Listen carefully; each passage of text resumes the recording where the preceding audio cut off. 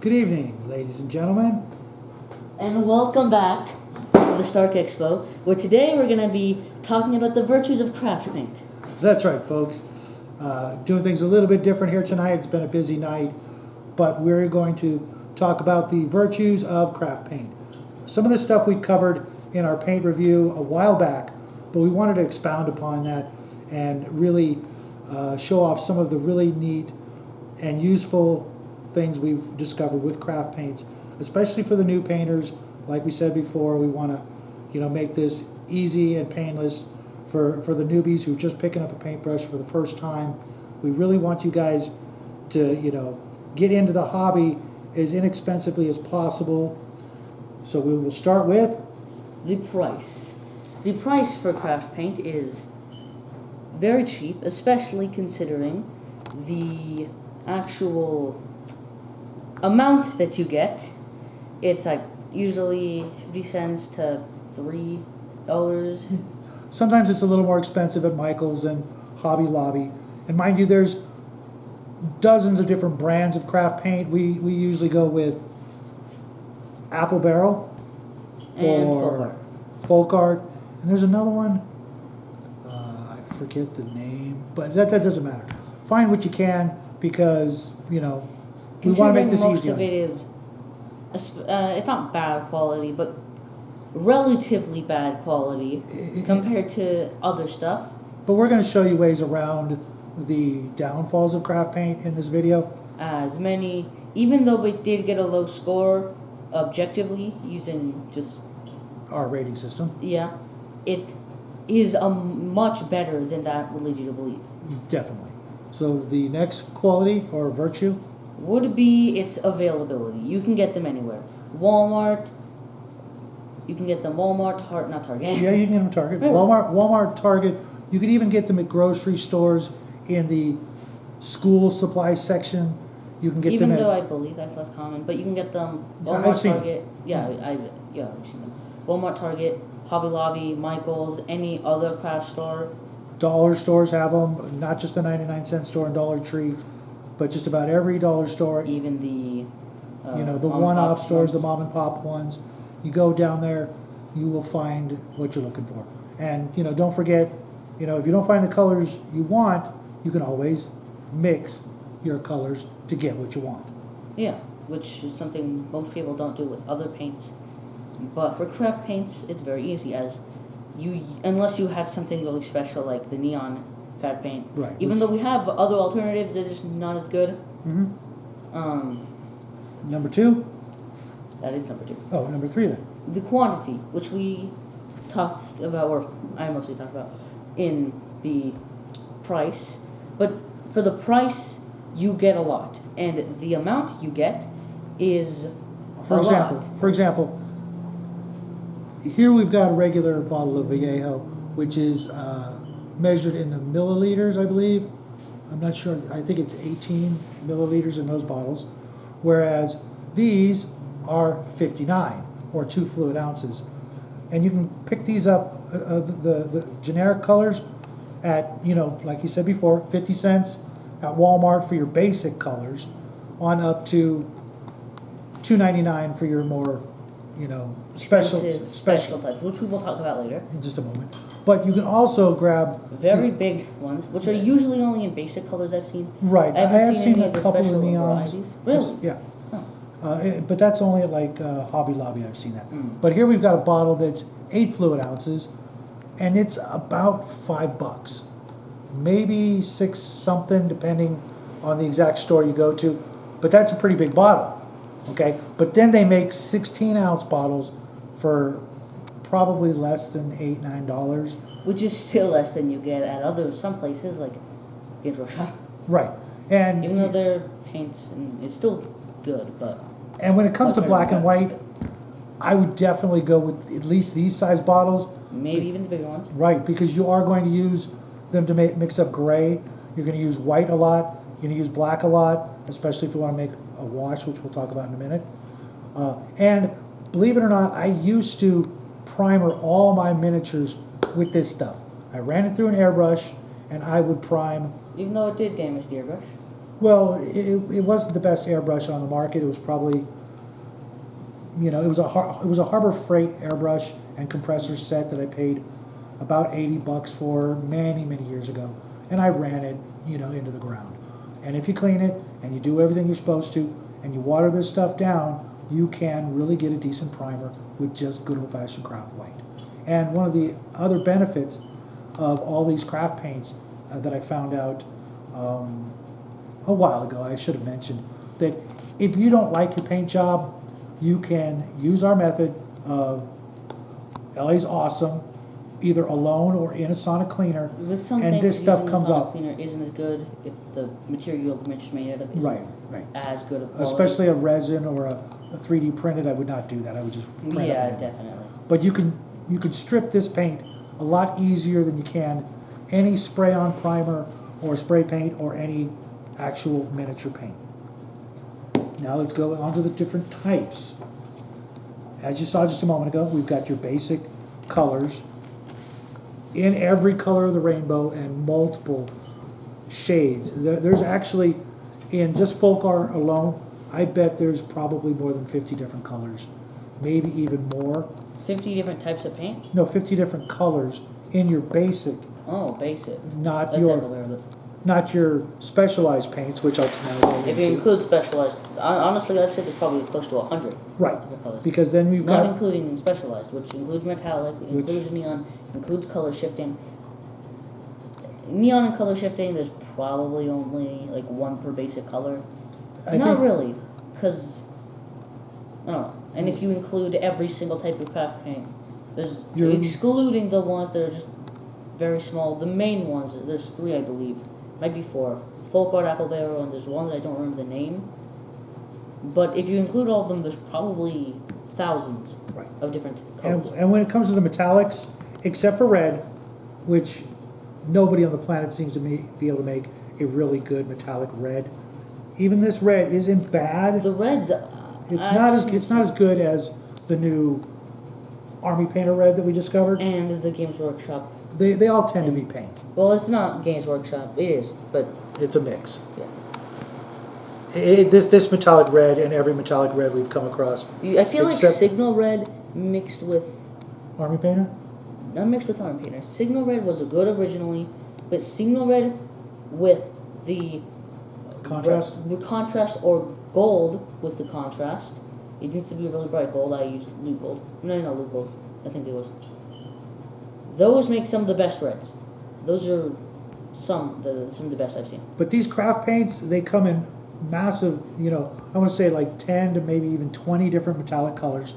The Yeah. gunmetal is great. Yeah. I cannot actually tell it from anybody else's metallic, or excuse me, gunmetal.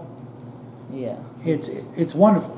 Their silvers are good, their golds are really nice, copper, bronze, brass. I've even seen the closest I've seen to a metallic yellow in craft paints, like Right. a gold. It's not perfect.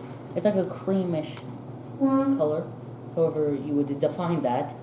But it's the closest thing I've seen because that doesn't seem to exist. Right. I feel like I don't think there's probably yellow contrast out there somewhere.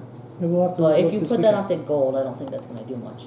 And putting stuff out the silver doesn't. On to the neons. I only brought out 2, but we have all of the neons that exist. They're great. If you like Well, neon we don't paints, have every single one. There might be some from other brands, but right. we have every color. If you like neon paints, and I know there's people out there that like them, I know there's people out there that really don't, but none of the neon paints that come from any of the really big miniature companies are technically really neon black light reactive paint. And we love black light reactive paint. We love turning on that black light and showing off what we've done. You've seen that in every one of our Sunday show-off shows, I think. Yeah. Yep. And it's yeah, just I fun. think every single one since maybe the first one was the only one we did. Right. But I think even that one had bulba. So I think we've done them every single time. Yep. Neon paints, for us, they're a lot of fun. They add another little dimension to our crafting. And they're really good colors. We've used this neon, or the other neon orange, for all of our lava. It's got a great effect. So love it or leave it. That's neons. Then, make sure I'm staying here on my little chart here.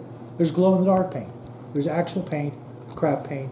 It's probably about $3 a bottle. And I just brought out this yellow because the labels are fading off my other ones. The, There's yellow, there's green, there's orange, there's pink. I don't think there's purple, but I'm pretty sure there's blue. The only downside that I know is that they're pretty much all green. yeah, when they glow green. When you got the lights on, this will be yellow. When you turn the lights off, it's going to glow green. So Which is a problem, but there are paints out there that glow the color that they look like. They're very expensive. They're very hard to find. And when it says glow red, it's orange. Don't believe it. most of the time. Yeah, every time I've ever bought a red glow-in-the-dark paint, it glows orange. Okay. And I've had to return several bottles. Well, return. Yeah, I did return it. Yeah, except for that stuff that you may or may not have put in a bottle. Can't get anything past this guy. But I really like glow-in-the-dark paints. I always have. As a kid, I love this stuff. I still use it every once in a while, but not as much. But if you want something to glow when you turn off the lights and you want to still see your miniatures when you're, going to sleep and you see them on your desk, grab some glow-in-the-dark paint. Now the last that we actually have samples of is the color shift. And believe it or not, Which isn't really color shifting, it's just yeah, weird. it It's kind a of. little color shifting. I actually like it better than Vallejo's. I went and did a test. Because Vallejo's is like two completely different colors. Right, but in the box I got, which was the Stardust box, I think, Yeah. I want to say 2 or 3 out of the 6 or 8 bottles are actually white and then some other color. I actually thought more of a goldish color. And they do shift. They But I do think change that their was color. kind of the point. Right. But these 2 bottles that we've purchased so far, I actually was really happy with their effects. And The we've green, used them many times. yes. So In fact, the color shifting green for some reason has a neon glow to it. Very light. right, you're absolutely But right. it's, well, black. And I don't know if and that's- thick neon and Yeah, black I don't know if color. that's some sort of the process of making a shifter paint. I don't think so, but It just happened to actually be visible with a UV light. Now they do make some specialty paints, which are like glitter and sparkly paint that actually have little flakes of things in them, which someday down the road I may actually want to grab a couple bottles. But the one problem I can see with it is that the flakes are going to be too big for most of the stuff we do. right, maybe for terrain or a starship, Yeah. or maybe like some sort of vehicle, or maybe some sort of weird monster. But I haven't picked up any, but they do exist. So all in all, Yeah, there most are likely a lot. a ton of different types, which leads us up to number 5. I guess that's me again. Washes. Every big YouTuber out there has made a video on their own recipe of washes. You take some black paint, you take a bunch of water, you pour it in a big bottle, and you add a couple of drops of either good old-fashioned dish soap, or you can use the more or less out of production floor polish, floor wax additives that you use to, I guess it's for wood floors. We don't have wood floors here, so we don't use it. I tried finding some of it, couldn't find it, so I found a recipe that's just a couple of drops of dish soap in a 16-ounce bottle, mix it to your liking when it comes to the paint. Then when you're done, you fill up the bottle, add a couple of drops of dish soap, shake it up, and you're ready to go. You got to wait for the bubbles to. Is that what you made? Is that how you made the bottle? Yes, it absolutely is, With and it works really good. It's more like a pin wash, that one. Right. The great thing about it is when you make your homemade wash like I made, it really, really does not want to rest on the surfaces. Which, if that's what you want, is really good. A lot of washes out there, we're going to be talking about those next week, tend to stain heavily the upper Which areas sometimes- as well as the lower areas. And if you want that, that's cool. But if you want a real wash, by the definition of wash, where it mostly flows into the nooks and crannies to give that dark shading of the recesses, make your own wash, pick any recipe out there. They're all about the same, depending on who you trust the most. But simple recipe, 16-ounce bottle of water, add some black paint until you're satisfied with the darkness of it. Or you can use brown or Or gray. really any color. And a couple of drops of dish soap. And if it doesn't work the way you want it, maybe add another drop, maybe mix it up more. Washes. And on the opposite end of the spectrum, Exactly dry opposite. brushing. Because it's very thick and Pasty. yes, it makes it very good for dry brushing, especially for dry brushing terrain. Absolutely. For dry brushing miniatures, it's not as good, but for terrain, it's perfect. We've done it not almost all, but a lot of our terrain, dry brushing it is almost always done with craft paints. Yep. The temples, sea temples, even originally, when we first did the dungeons, we used craft paints to dry brush. We use craft paints on all of our Dungeons and Lasers terrain, actually. Really? All of them? Yep, the terrain, yes, the stretch goals and monsters, a little bit. Not Even so the much. sci-fi stuff? Well, the sci-fi stuff we mostly... I don't think we did that. No, I think you're right. I think only for the Dungeons... But part of the almost Dungeons. all of the fantasy stuff Yes. we've done with craft paints. Just because there's so much of it, want to save it, and it does still work very well. Just, use either our Pringle lid technique where we scrape off a lot Which works on the palette, especially well when you're using a lot of paint. and a big brush. Because it doesn't work as well with a small brush, I would just recommend not even doing Just it. using the regular paper towel method. But we like to, conserve everything that we can, help the environment and help our pocketbook. And, you just scrape some off on the palette that we've showed, the Pringles lid or coffee cup lid or coffee lid or whatever you've got. Before you go on to the paper towel or napkin, because you can actually reuse that stuff that you scrape off. When you wipe it Not off on the paper always, towel, depending on how right. much. When you do it on the how paper thin it towel, gets. that's pretty much gone forever, unless you can see that it's still moist and you can reapply that onto your brush. But dry brushing is absolutely one of the first skills as a painter you need to learn, and learning the best ways to do it with craft paints, especially like if you're learning, grab some Army Men, primer them up, and just practice on Or a those. box of 100 skeletons. Spoiler alert. So then, on to number 7. This is something I have been doing since I started painting many, many moons ago. Some people call them glazes. I just call it watered down paint. With these craft paints, I will water them down. If I'm going to paint an actual miniature, and I've painted hundreds of miniatures with craft paints, I still have miniatures in my collection painted in craft paint, and I probably won't strip them because they're lead and, That would probably damage them a bit. No, I've done it before. Well, not damage But, them that yeah, much, but but a small amount. Lead miniatures are going to rot away eventually someday, and I don't want to accelerate that. So Yeah. I've painted them with craft paint. I'll leave them there.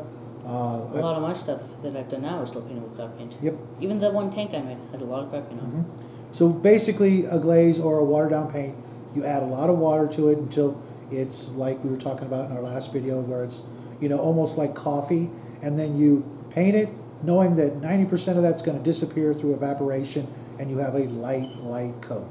Then you do it again and again and again until you are happy with the end result. This Not the is same as washes. It's No. very different. very different because you want everything to be covered.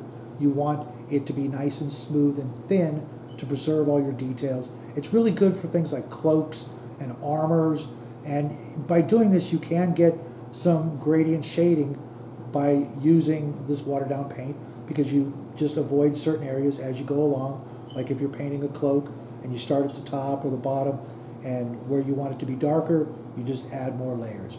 It is also a great way to extend the life of your craft paints. And if you can get some disposable, resealable plastic or even glass miniature bottles, you can actually just pour some of this paint into one of those bottles, add the water, shake it up, and you know that you've got a diluted version of the craft paint. Just label it so that you know what color it started out as. And every time you go to use it, shake it up real good, pour it in a palette or right out of the bottle, test it out, see if it's where you want it, and slowly build up the layers of paint.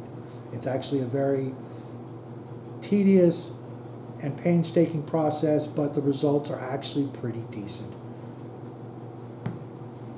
Oh, I guess it's me again, number 8. Normally we do these back and forth. He does one, I do one, but we wanted to get these, to where we each have, our experience. Yeah, we know what we're actually talking about. Because Which is there are a lot of always things the I know case nothing here on about. Shadow and Sun Show. The multiple uses. craft paints are way more versatile than your ordinary miniature paints. Which we were talking about for a long time. Yeah, you can use these on miniatures. You can use these on terrain. I wouldn't use these on large pieces of terrain because you will go through a bottle faster than you are able Well, I mean, that's a bad example. You're right. Well, I mean, there are some pieces of terrain, things from Games Workshop.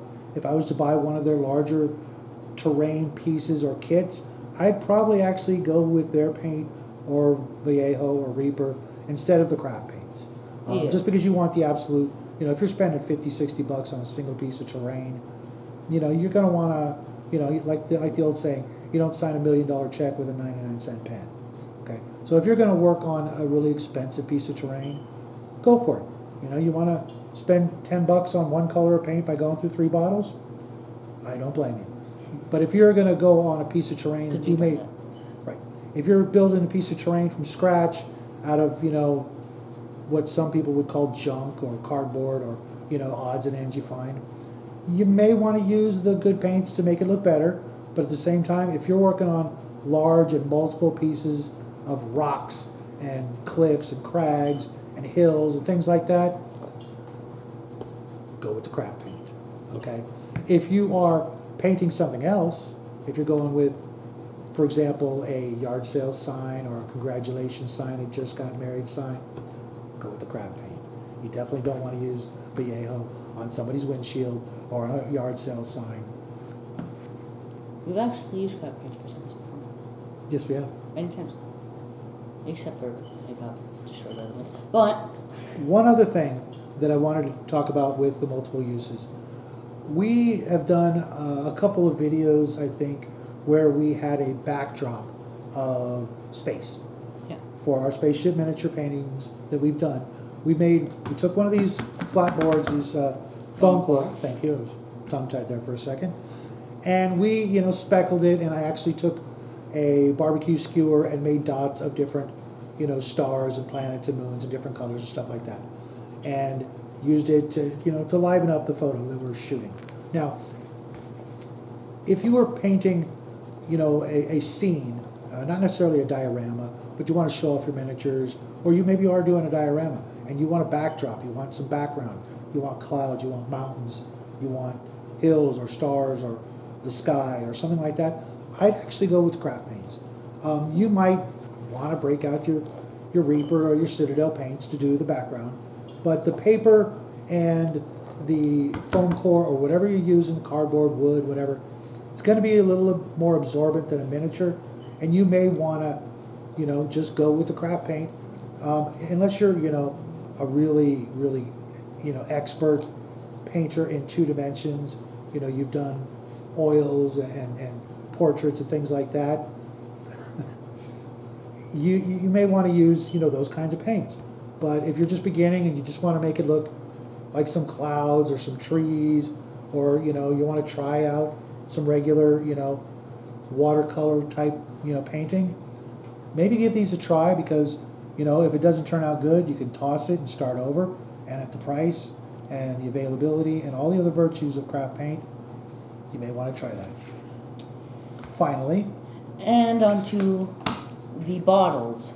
The bottles are probably. they're the best. We're actually I talking about. apologize for that. We're literally talking about the plastic container. We're not talking about what's in it. We're talking about the container. The container, the bottle. Man, is that would have been so much cooler if it would have worked on the first time. Yes, it Flip would've. top lid, like a flip top head. kind of like Citadel paint. The only difference is they're that they better. work properly. They're better. You can squirt out a little bit. You can squirt out a lot. It's not going to spill. Okay? Unlike, It's not going to spill. maybe that has something to do with. The fact that it's clogged. Yeah? Actually, I don't think it's clogged. No, it's not clogged. It's looks clogged. The flip top lid, Is that? the larger size. Actually, they all the same size bottles. Well, these are all the same size. And Well, the caps are all the same size. yeah, the caps are. You can actually put the cap on a different bottle. The bottles are bigger. The cap keeps you from spilling. But then our favorite part: shake up your bottle, twist off the cap, unscrew it for a half hour, and you've got a little pot of paint that also won't spill. The It can spill, technically, it probably could. but If you do, it'll need to be laying down for a while. grab me a brush real quick. Any brush, it doesn't matter. While you're painting, just dip your brush in there, and there you go. Okay?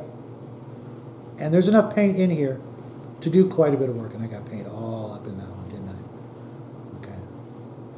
But this will last you for a good long while. You're painting, and you need this black color, or whatever color you're using. You've got yourself a nice little handy little paint receptacle. Now, if you're going to mix paints, you're going to need something else, Yeah. a palette, you know, of whatever type you prefer to mix. But you've got a nice little Palette, bottle, pot, whatever right, you want to call it. exactly. Which is one of the things Citadel attempted to do. Yes, they tried. And would have done if it wasn't for the fact that they didn't do it good. I'm being really harsh. We really like Citadel Citadel paints. You know, a lot of people bag on them for their price and things. The bottles. The bottle But the is bottles could have been good. The only problem is that they spill. right. Which we knew and for a long time and we had experience with because the very first maybe second time I used them on the channel, I spilled both bottles. Even the gnome one. They're hard to open. They're hard to keep from spilling. They're nice because, you know, they if they would have just designed the cap a little different, they would be the best paints out there. Aside from maybe price, but even the price is justified as Extra the amount paint. you get. You get a little is bit more. It's still overpriced.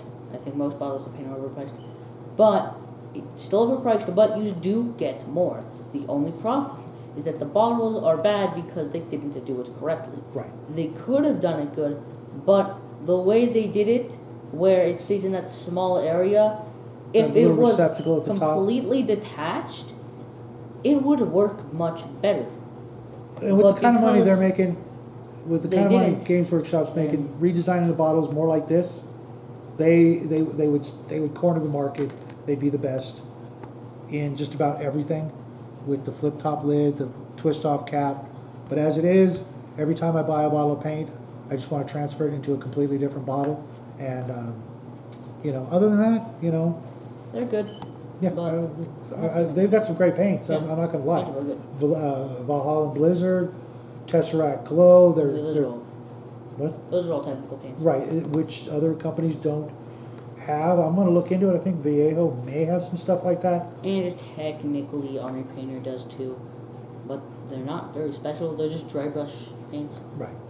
Paint that do look really good when dry brushed, but they're not special. They might be made slightly different to make that effect where dry brushing them is really good, like rust paints and the dirt paint. And the blood. Oh yeah, that too. I didn't even know that was Yeah. that type because we only used it for just painting on I guess base coats. Yep. And just put a red wash over it. So there you have it, folks. Those are the 9 virtues of craft paints, and we hope this has been helpful for you guys, especially you new guys. If you have any other, you know, additional benefits of craft paints, leave them down in the comments section. We'd love to hear them because, you know, as much as we like craft paints and as much as we're going to use them, you can always learn something new, right? Yes, and we also are aware of the many downsides to them. Yes. But we mentioned most of those, I think we got it all. yeah, in the previous video. So we hope you guys have a great week and join us Thursday where the little guy's going to be starring with one of his brand new craft ideas. Yeah. Very easy one, a very cool one. The only problem is there's one thing that's very difficult with it, but Yeah, we'll go through that Yeah. Thursday, which is only a couple days away. Hope you guys have a great week. Thank you for stopping by. We love you guys. And be sure to hit that like button on your way out, and we will see you real soon. good night. And we will see you, I'm guessing, Thursday. no. I'm guessing April. Good night.